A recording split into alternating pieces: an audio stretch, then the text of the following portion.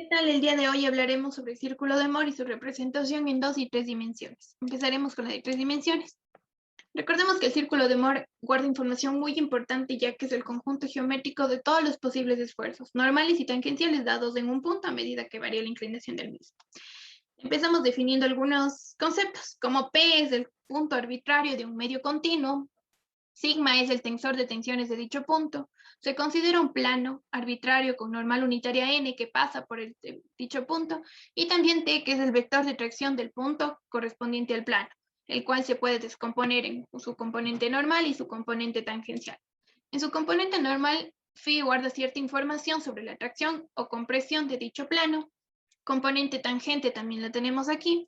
Y el conjunto de estos dos determinan un punto en el semiplano.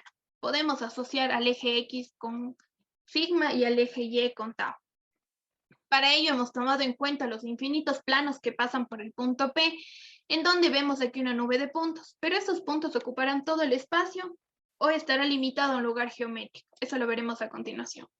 Consideramos a los ejes cartesianos asociados a direcciones principales del tensor de tensiones, pero recordemos que cuando hablamos de direcciones principales, únicamente tendremos componente normal, por lo cual aquí vemos representado tanto el vector de tracción como el tensor de tensiones.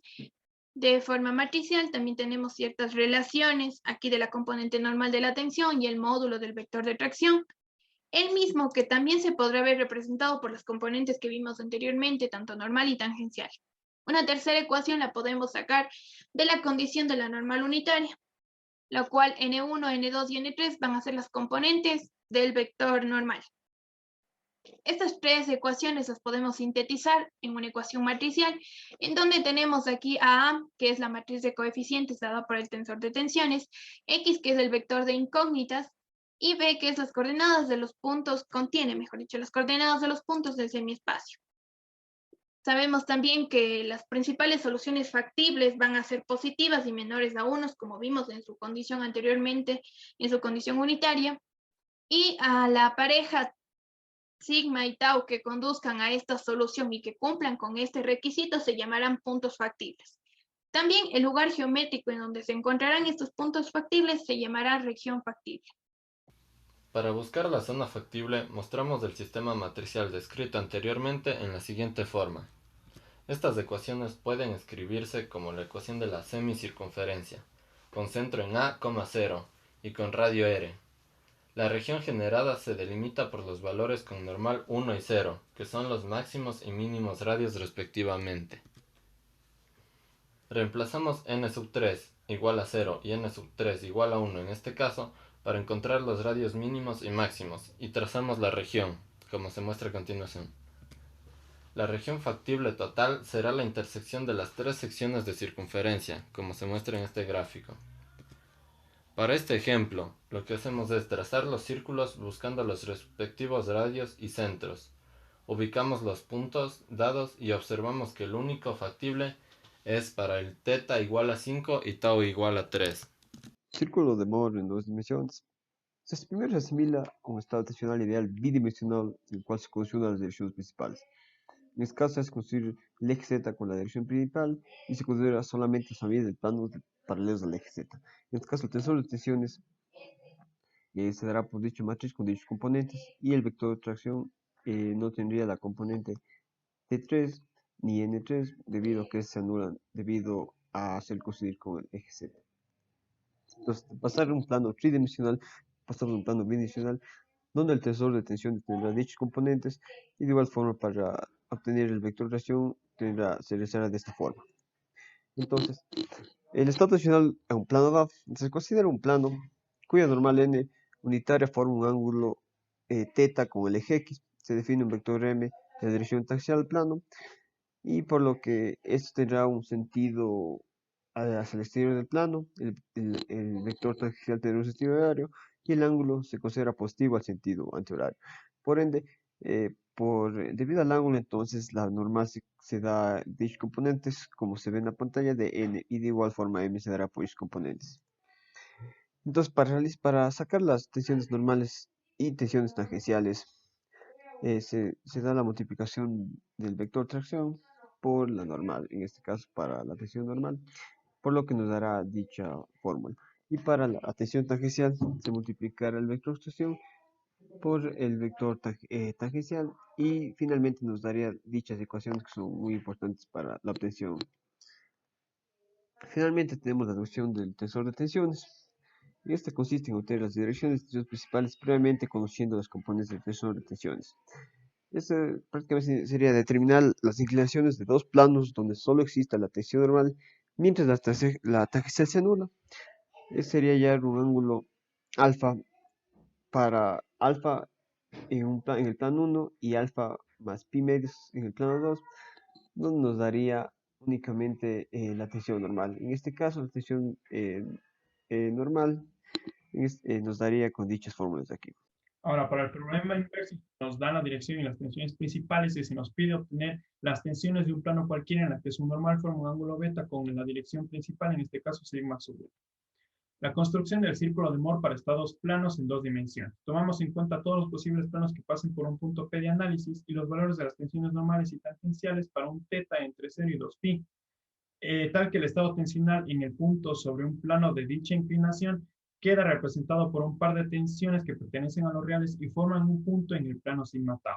Para determinar el lugar geométrico de dicho punto, se procede estableciendo un sistema de referencia que coincida con las direcciones principales y que la inclinación de los planos esté dado por el ángulo beta.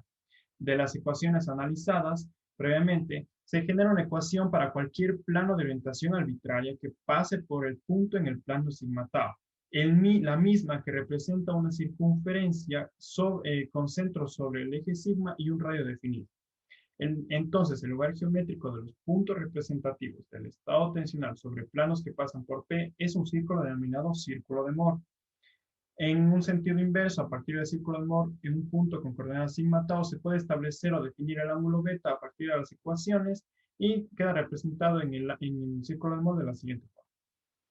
Algunas propiedades del círculo de Moore o condiciones para su construcción. En un punto A se establece que para obtener el punto sobre el círculo de Moore de un estado tensional que ya hemos analizado, se parte del punto donde actúa la dirección principal y se gira un ángulo de 2 beta.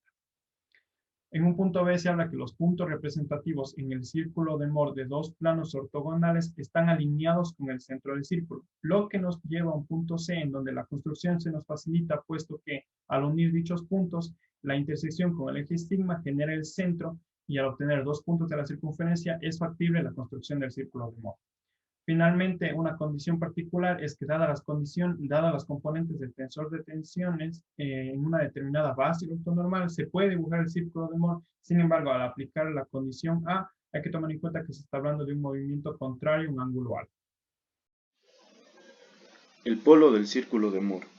Existe un punto del círculo de Moore denominado polo, que corresponde al punto en donde se interceptan todos los planos, y este a su vez permite evaluar magnitud y orientación de esfuerzos de cualquier otro plano, y consta de dos propiedades.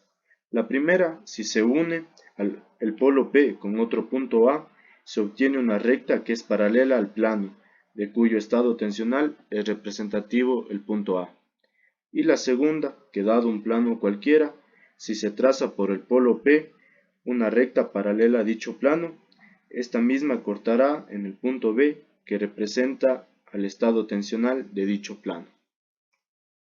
Y para la obtención del polo, tenemos que conocer el estado tensional y los puntos representativos de las direcciones consideradas, y bastaría con trazar paralelas a dichas direcciones que se cortarían en el polo, tal como presentamos en esta imagen. Ahora hablaremos del círculo de Moore con el criterio de signos. En mecánica de suelos se suele utilizar un criterio de signos contrario al utilizado en la mecánica de medios continuos, y las diferencias son que las tensiones positivas son de signos contrarios. Entonces, en las tensiones normales son positivas cuando están a compresión, y las tangenciales son positivas si su giro es antihorario respecto al plano, y se mantiene el criterio de signos para los ángulos. Aquí en esta imagen podemos ver que para un mismo estado tensional, el orden de las tensiones principales se invertirá en la mecánica de suelos respecto a la mecánica de medios continuos.